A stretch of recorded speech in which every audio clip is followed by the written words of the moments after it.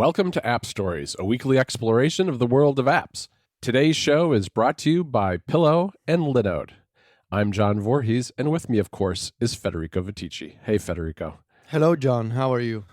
I'm doing all right. We had another big week at Mac Stories. We talked about that a little bit more on Unwind last week, but yeah, how are you feeling after going through the paces with the iPad Air? I feel kind of tired.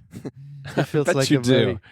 It feels like the end of a very long series of months that sort of blended together. Yeah, I feel tired, but as we mentioned before, like it's good to be tired for this kind of stuff. Yeah, definitely. Obviously, I feel very lucky that I was able to try the iPad Air before it came out, before release, being able to spend a few days with it, work on a review. And it's it was kind of funny because I moved from the iOS and iPadOS 14 review straight to the iPad Air. Right. I never fully stopped because I was editing the review up until the day before that it came out. And then after that, I started thinking about the iPad Air and preparing like my thoughts on the review, sort of a structure of the angle, I guess the angle that I had in mind for the story, and also the wallpapers that we did with Sylvia for Club Mac Stories members. So it was I transitioned, I guess, from the iOS 14 review to the iPad Air review. And now, obviously, I also have an iPhone 12 Pro review unit in my hands. It just arrived a couple of hours ago, and I literally just set it up like before jumping on Skype to do this episode. I set it up, and unfortunately, I was just checking on the Apple developer website. There is still no iOS 14.2 beta for the iPhone 12, which means I cannot restore from a backup of my iPhone, Right? Which is running, my old iPhone 11 Pro Max, running iOS 14.2 with my custom home screen and my custom wallpapers. But there's still no beta on the website. Now, I'm still gonna try and install, I guess, the beta profile because maybe it's coming out at some point. I mean, with the iPhones now being out, I have to assume that the beta will be available as well. Yeah, you would think that it would be out probably in the next release, I would think, but who knows? Yeah, I'm excited. I mean, your iPad Air review is great, and as we record this, which is a Friday, mine is going to arrive later today, so I can't wait to set it up. The reason I raised your iPad Air review is in part because that's one of the things we're going to talk about today. We're going to talk about all the new hardware that has been released or announced by Apple and how that potentially impacts some of the third-party apps that we might see in the future. It's a little bit like what we did a couple of episodes ago where we talked about the Home app and the Camera app, but those are system apps. And today we wanted to dig in a little deeper, talking about third-party things, both how the hardware is going to affect them, as well as some of the new APIs that Apple has announced that are out there but haven't been utilized much yet by developers.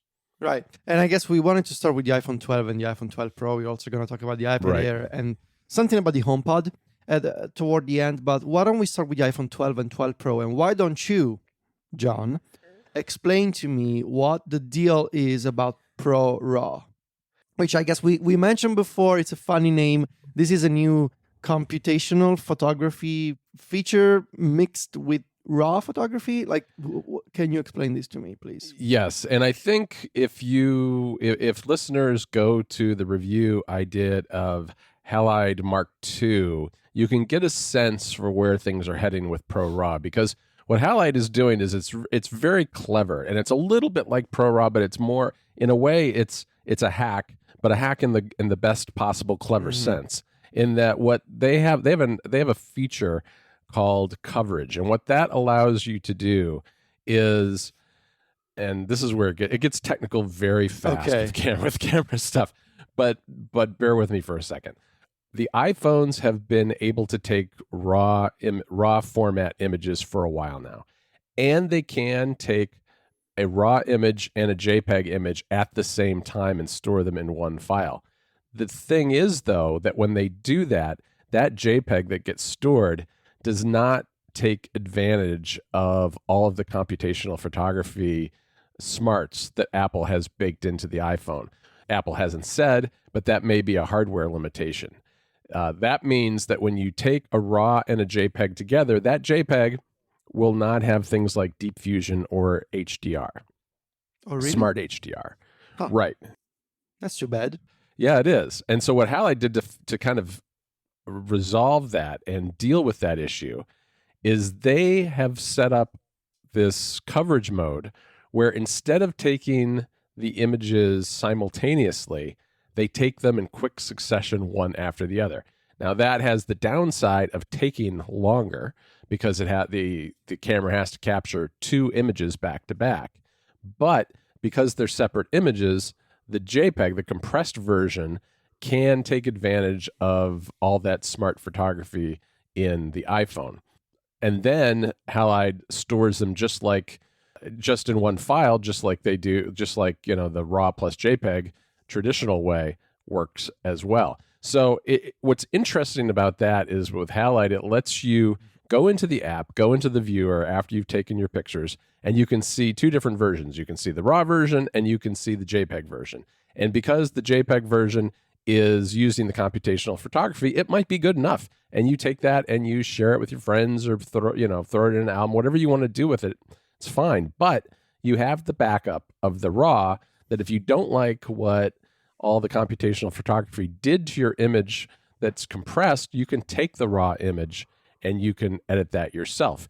And on top of that, Halide adds its own thing called Instant RAW, which is a series of 17 steps that they applied to RAW images that works a lot like the magic wand in the Photos app. At least that's how I think of it. You hit a button and all of a sudden your RAW image looks better. And sometimes that's enough. If it's not enough, you can take that RAW image into another photo editor, whether it's Lightroom or Darkroom or whatever it happens to be, and edit it further yourself. But they apply these 17 steps. And the reason I mention that is because that's a lot like how I think Pro RAW is going to work.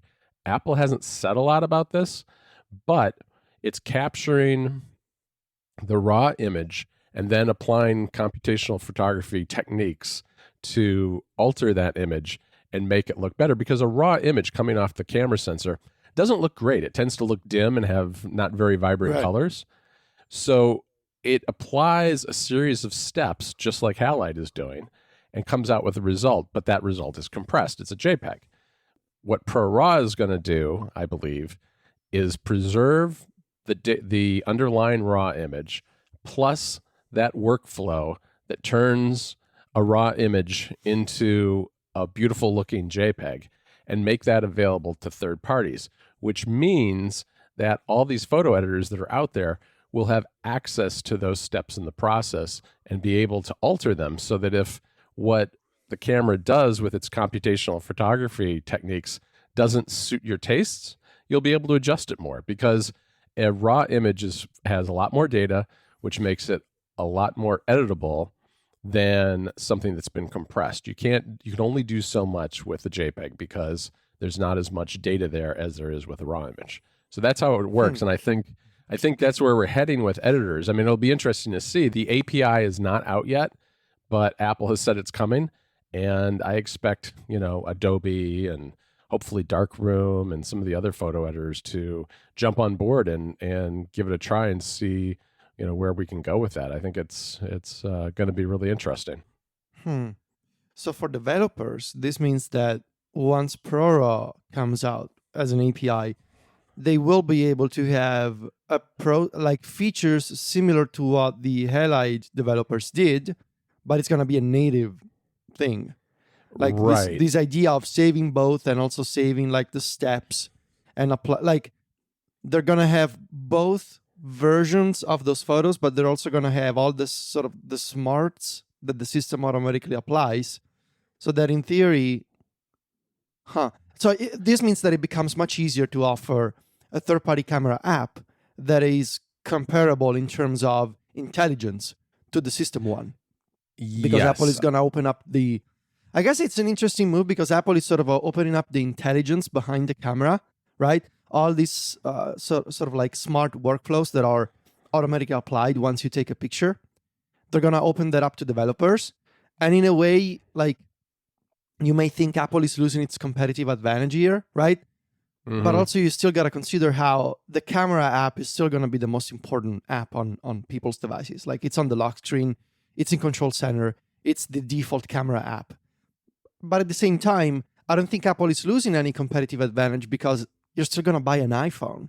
And ultimately, Right. I think that's what matters to Apple, that you buy an iPhone to take your pictures. And then it doesn't necessarily matter which application you use to take pictures. If anything, I think it is a competitive advantage to open up the API, because if you're one of those people who is not using the default camera app, then you may think that your iPhone is not taking the best possible pictures.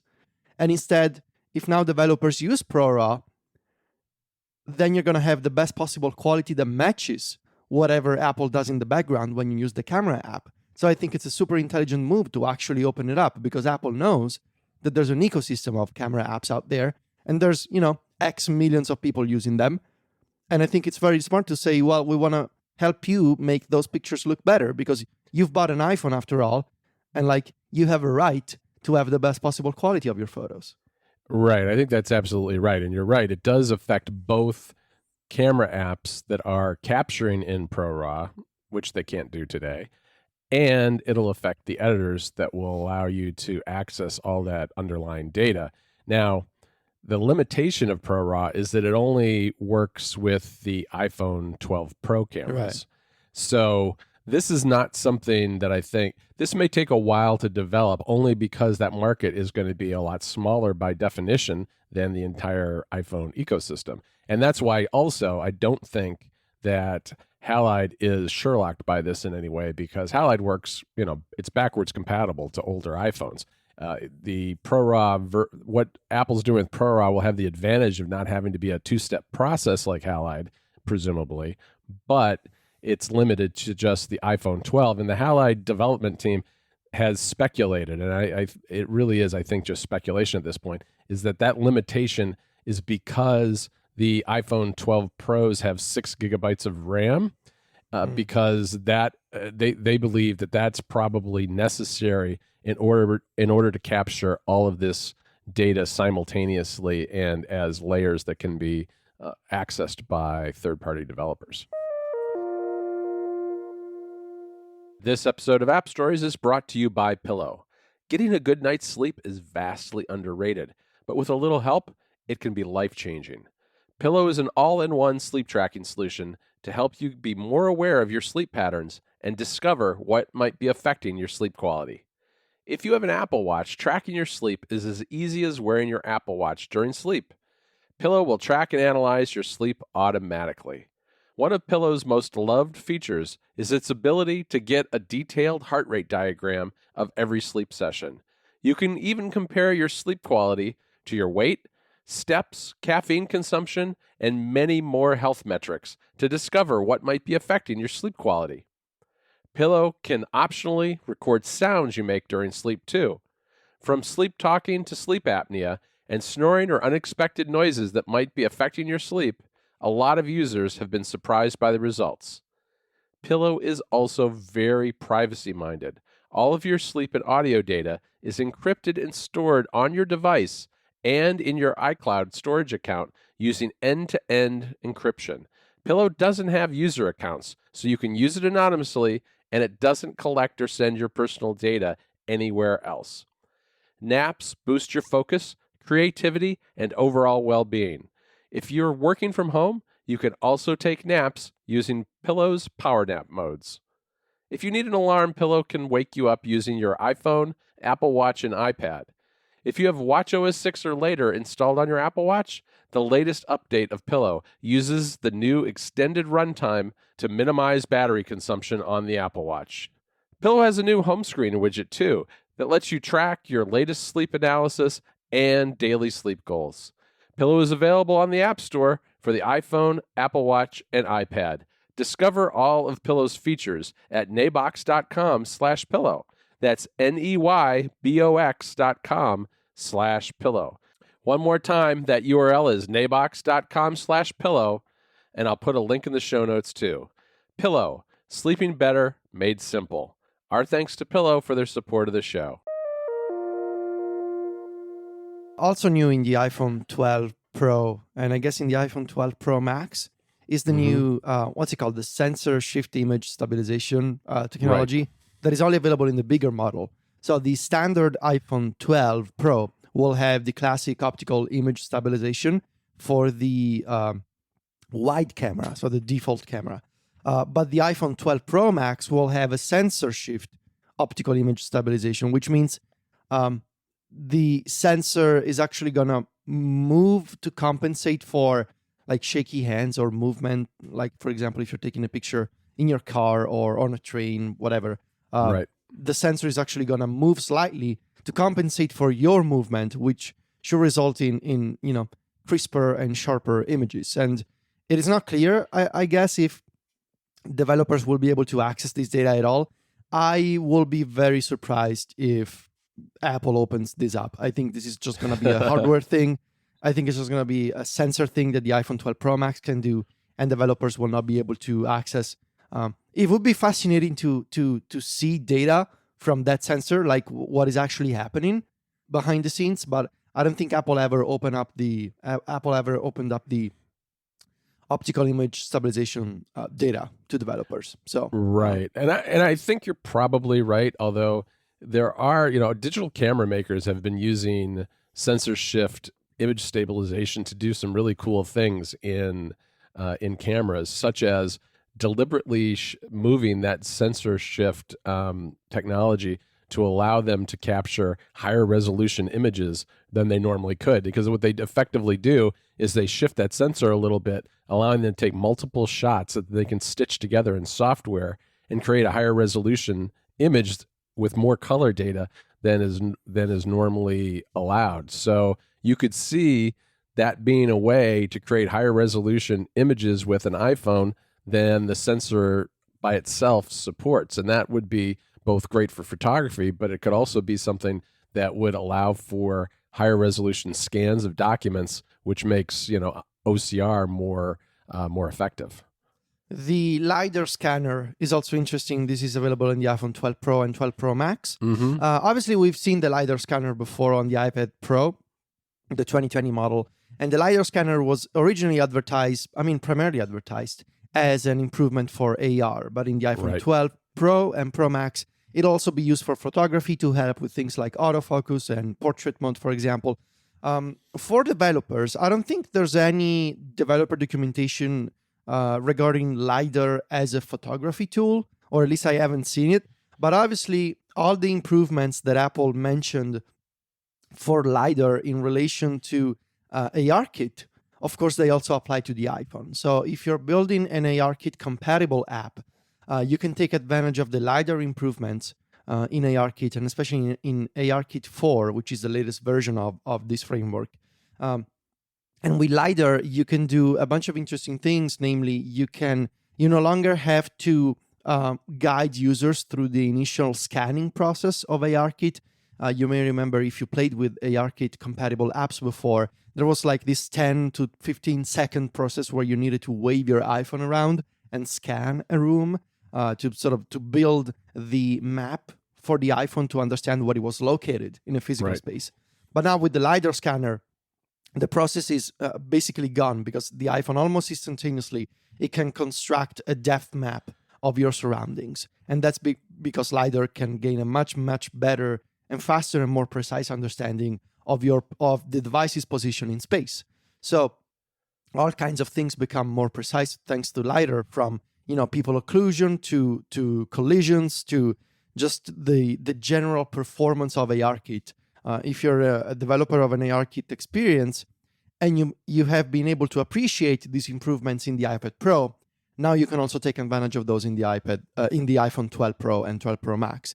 Also, I want to mention about ARKit 4, something that is really interesting. One of the new features for developers is location anchors. This means that you can now build experiences where you can leave. Basically, the idea would be that you can leave data. You can associate data with a precise location in the world. Imagine, for example, having like a geocaching game, for example, that allows you to associate a particular data item with a precise location on Earth. So the idea would be that you can associate coordinates with data in your apps. And this has all kinds of applications from, imagine, for example, education purposes, right? You can associate, you can attach a location anchor to something like a monument or a point of interest, for example, and you can build an AR kit experience around that. Or you could use that for navigation, right? If you're a developer, for example, if you work on a map of the London Tube, for example, you could have location anchors for stations or entrances, right? So all kinds of things that you could do with location anchors and ARKit 4. And when you put it all together, the idea of the iPhone 12 Pro with a LiDAR scanner and ARKit 4 and location anchors, I think Apple is building toward a very interesting future. And I mean, I think we all know where this is going, right? Right. This is going toward a headset where you don't even have to hold an iPhone in your hands anymore. But the idea is you just walk around and you have this constant stream of location data in addition to, information like notifications, messages, whatever. But as you look around, you can see data around you. And I think that's a very powerful idea. And Apple, I think, is starting to build toward that kind of future. And you can see it today with the iPhone 12 Pro, with LiDAR, with the ability to refine location using ARKit on iOS 14, which you mentioned, John, I think in your Maps story. And, all these APIs for developers, I think this is all really fascinating. Yeah, and then another aspect of that is the U1 chip, because I think that really is another piece of this puzzle, because that is a very, it allows you to, or your phone to calculate with precision where it is in space, and it works over very short distances, and it also has very high bandwidth, and it makes it interesting with things like what you were just talking about with location anchors, that this could be kind of the next step as part of that, where the anchors are telling you where things are in general, and then when you get up close, the U1 chip could be combined with things like app clips, which we're getting this year, or you can use it to download a menu very quickly because it's high bandwidth, or some sort of offer from a store, or it might just be used. It can be used for things like security, whether it's unlocking a door. We've already seen that in the BMWs, is that they're going to allow for the cars to be unlocked using the U1 chip. There's a lot of interesting ways this might get used in combination with the ARKit frameworks. Before we talk about the HomePod, I want to talk briefly about the iPad Air, where there's not necessarily like a big new API for developers. It's more about what the iPad Air has and some of the improvements in iPadOS 14. I want to mention, of course, how the iPad Air has a USB-C port. So obviously, with USB-C, this means that if you're a developer of a Pro app or maybe an app that deals with external storage, such as a video editing app or one of those custom document managers, for example, something that deals with photography, now you can get access to USB accessories, right? It becomes more, that was possible before with the lightning adapter. Now it's just so much easier for people to just use a USB-C accessory instead. And I want to mention how you can also take advantage of things like the document browser, right? If you add support for the files framework in iPadOS, and you can use the document browser to get native access to USB external locations right from your application. And I think we've seen some apps that do this. I think Lightroom supports this. I think Darkroom does as well. So even more, before this used to be limited to the iPad Pro, but now you can also take advantage of USB-C access in the iPad Air. I think too, Federico, that the Air is just going to expand the market for these sorts of apps, which is a good thing, because the Pro is a somewhat niche product, and by trickling this down to the Air, there are more people who have access to Pro apps, which will make them more economic for developers to create, which is a good thing for everybody. Yeah. And I also want to mention the improvements in PencilKit. So PencilKit is a relatively new framework. It's all been around for a year. I think it doesn't feel like it. But in iPadOS 14, developers can gain access to the individual strokes of PencilKit, which means that they now have far more granular control over all the data that is taken from the Apple Pencil drawing on screen.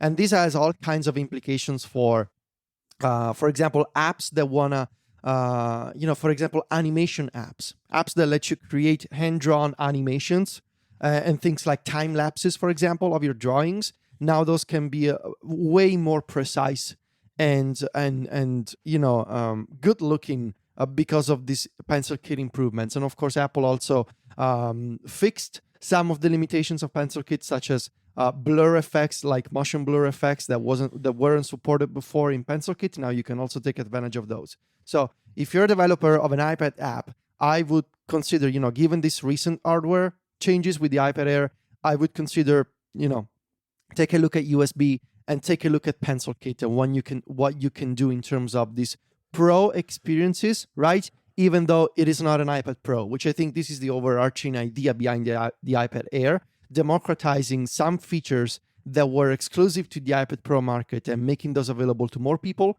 So think about what that could mean for your application as well.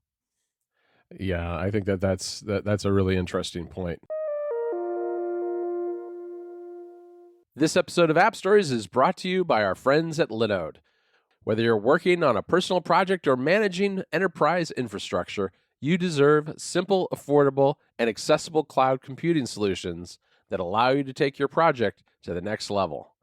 You can simplify your cloud infrastructure with Linode's Linux virtual machines, helping you develop, deploy, and scale your modern applications faster and easier. Quite frankly, anything that could make your workflow faster and easier is worth checking out. Linode has 11 global data centers and provides 24/7 human support 365 days a year, so you never have to be stuck without support. Night or day, holiday or not, Linode are there with no tears or handoffs, regardless of your plan size. And you can check it out for free. Get started right now on Linode today with a $100 free credit for listeners of App Stories by going to linode.com/appstories. In addition to shared and dedicated compute instances, you can use your $100 credit on an S3 compatible object storage, managed Kubernetes, and more. So head on over to linode.com/appstories and click on the Create Free Account button to get started. Go there now and check it out. Our thanks to Linode for their support of the show. We should, I guess, close out with the HomePod, especially the HomePod Mini. And I know you have a couple of things you want to talk about, but, we just got done talking about the U1 chip. And the U1 chip, of course, is in the HomePod Mini. And to me, right now, it's been advertised as it's going to allow you to do things like a little bit more, a richer experience when it comes to handing off music. But I think that's kind of the tip of the iceberg here, because if you end up with several HomePod Minis in your home, you've effectively got like an iBeacon network in your home that will be able to judge the proximity of things like the iPhone in your pocket. And that opens up interesting automation possibilities with things like the Home app. So I'm really looking forward to seeing where the U1 chip goes. I feel like it's one of the sleeper features and hardware that Apple has introduced in the last couple of years, because it's really not doing much of anything right now, but it promises a lot of things that could be really, really fascinating. And it's something that I covered in the Club Mac Stories newsletter, Mac Stories Weekly, last Friday, in a little more depth, which I'm really looking forward to getting my hands on one of those minis and seeing where things go, both from Apple but also from third-party developers, because there's a lot of things available that are going to be available either using the U1 chip or just things like third-party music services, right? Right. Yeah. Apple just posted finally, I think, the documentation for how to use a third-party music service with the HomePod. This was originally announced at WWDC, but a video in the Apple Developer app just came out a few days ago. So the idea is that, obviously, as you can imagine, you got to request access to Apple if you want to build a third-party music service for HomePod. This is sort of like a similar approach to what we've seen with things like CarPlay or requesting an entitlement for being a third-party default browser, an email client. It's a similar process. There's a web page. You need to go there and fill out a form. Also, you need to support Siri Kit media intents in your iOS app. And when you do that, you get access to the new Cloud Extension API. So without being too technical, what this means, you will be able at some point, if companies, and by companies, I mean, we're all thinking, right? Spotify, Amazon, Google. This Apple is not, of course, mentioning these companies by name, but that's what we're all thinking, and especially we're all thinking Spotify. You will be able to control and and request music playback using a third-party service on the HomePod that is not Apple Music. So you will be able to do things like request a particular artist or song or album. You will also be able to play radio stations if those services support those. You will be able to have controls like I mentioned search, but also like and dislike. And interestingly enough, I watched the video. If you're using a third-party music service that has a free tier with advertisements, you will be able to ask Siri to skip ads. But if you're not allowed to, Siri will be able to say you can skip ads. So Right. really, it seems like a relatively full-featured integration for third-party music services. But obviously, all we have right now is a video on the Apple developer app and a bunch of slides showing a bunch of Swift code. So in theory, it looks promising, and you can see all the controls, all the features, Right. all the options available to third-party companies. But I want to see in practice, right? I want to see just this new Cloud Extension API. Is it really as fast as using Apple Music, or will there be a bit of a delay because the iOS app also has to be involved? It is my understanding that once you set it up, it's a pretty direct integration. So the music service is talking directly to the web-based backend, the web service. But I want to test it in practice, right? I want to see once Spotify or Amazon or maybe in the US Pandora will take advantage of this. Will it be as fast as Apple Music? Yep, absolutely. Federico, before we go for today, we need to talk about thread radios and chip. Do you remember what those things are? This chip. I remember. You remember chip. I believe on Connected we wanted to go with choip, but choip, yes. Yeah, we eventually settled on chip, I think. Yes, that is the project that Apple, Amazon, and Google are all working on to make their smart home assistants interoperable to some degree. It's not exactly clear yet what is going on there, but they're working on it. I think Zigbee is part of that too, and Zigbee is a standard that's been around for a long time for home automation, Internet of Thing type devices. And the way that Internet of Things devices tend to communicate, or at least one way they can, is using thread radios, which are a sort of radio that is embedded in the devices. And the HomePod Mini has one of these. It has thread radios in it, but they're not activated right now, as I understand it, or at least they only work with HomeKit devices currently.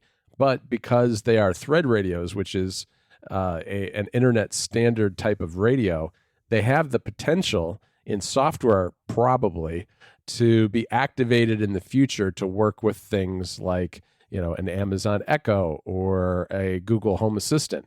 And what's interesting about this is that these have been put in the HomePod Mini now before anything can really be done with them. And Amazon seems to be doing the same thing, because last week Amazon introduced the Dot with Clock, which is a spherical smart speaker that can show you a digital clock too. And it has a Zigbee radio in it, which Zigbee radios are a kind of thread radio, as I understand it. And so it's possible that not in the not too distant future, your Amazon Dot with a clock on it will be able to talk to your HomePod Mini. And that's kind of interesting. Imagine that. Funny. but from a third-party developer standpoint, it opens up potentially more automations that can be created and more control over more of the devices in your home, even if they aren't technically HomeKit compliant, which is really where the opportunity lies, I think.